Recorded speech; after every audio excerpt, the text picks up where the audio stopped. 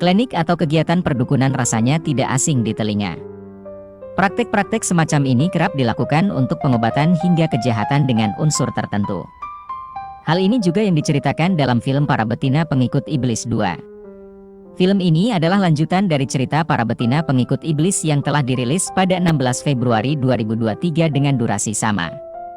Part pertama bercerita tentang seorang Sumi, diperankan Mawar De Jong, mengurus ayahnya, Karto, diperankan Dery Oktami, yang sakit. Untuk bertahan hidup ia membuka warung gulai dari daging manusia. Bahan gulai dari mayat yang baru dikubur hingga mayat segar. Sementara Sari, diperankan Hanggini, kembali menjadi dukun teluh dan meneror desa, saat adiknya, Ningrum, diperankan Anindya Aryoni, mati dibunuh dan mayatnya hilang dari kuburan. Mereka terhasut dan menjadi budak iblis, diperankan Adipati Dolken. Para Betina Pengikut Iblis memiliki potensi untuk menjadi film horor gila. Bagaimana tidak, kamu bak masuk ke wahana rumah hantu yang juga menampilkan tempat penyiksaan sadis. Film ini membawa kita pada insting manusia untuk bertahan hidup yang akhirnya menampilkan sisi egois mereka hingga darah bercecer di mana-mana. Sementara itu, sang iblis yang diperankan oleh Adipati Dolken berperan sebagai pembisik. Mungkin, fungsinya agak sama seperti Lucifer Morningstar dalam serial Lucifer. Ia nggak berbuat jahat, sebab ia hanya membantu mengeluarkan your biggest desire, hasrat terdalammu.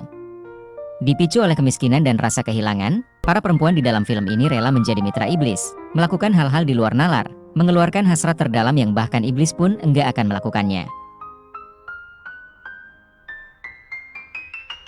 Film ini berlanjut di part 2 dengan kekacauan di desa Potrosaran yang disebabkan oleh ulah 3 iblis betina yang diperankan oleh Mawar De Jong, Hanggini, dan Sarah Fajira. Hal itu sampai ke telinga Kiai Takim, hingga ia mengutus muridnya Ahmad untuk menumpas kekejian 3 iblis betina. Namun dalam perjalanannya, ternyata tidak mudah untuk mengalahkan 3 iblis betina. Apalagi ternyata Ahmad memiliki masa lalu yang berhubungan dengan desa Potrosaran. Part 2 kisahnya dimulai setelah peristiwa mengerikan di film sebelumnya. Dengan pertemuan kembali antara Asih, Sumi, dan Sari. Konflik baru muncul dengan munculnya Ahmad, adik Sumi yang telah lama hilang dan kini menjadi murid Kiai Takim.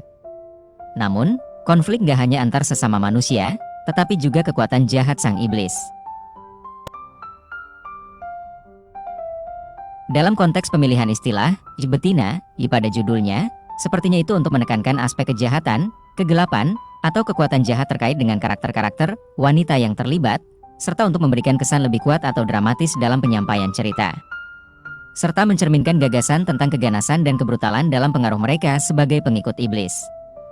Istilah betina mungkin juga dimaksudkan untuk menarik perhatian penonton terhadap sisi yang lebih gelap atau misterius dari filmnya.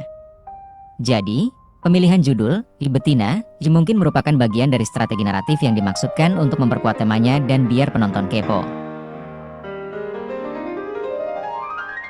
Film thriller dengan menumpuk genre menjadi satu seperti horor, misteri, kriminal, memang dikhususkan untuk umur 21 tahun ke atas. Dengan adegan penuh darah, film ini mampu membuat cerita di dalamnya itu seakan nyata. Pembawaan setiap karakter yang diperankan oleh 3 perempuan muda itu juga seakan menghipnotis mata penonton. Selama menyaksikan film ini, perasaan tegang penonton seakan tak ada habisnya. Tak segan juga penonton berteriak saat adegan adu pisau dimainkan. Keseruan ini ternyata didukung dengan pembawaan kamera yang begitu mahir. Film ini juga memainkan sorotan kamera yang tajam dan detail. Penonton kagum dengan penyunting dan pengambilan gambar dalam film ini. Jika diperhatikan, pada adegan yang cukup mengerikan, seperti menusukkan pisau ke bagian perut, pengambilan gambar selalu berada di belakang cahaya, sehingga hanya ada bayangan saja yang terlihat.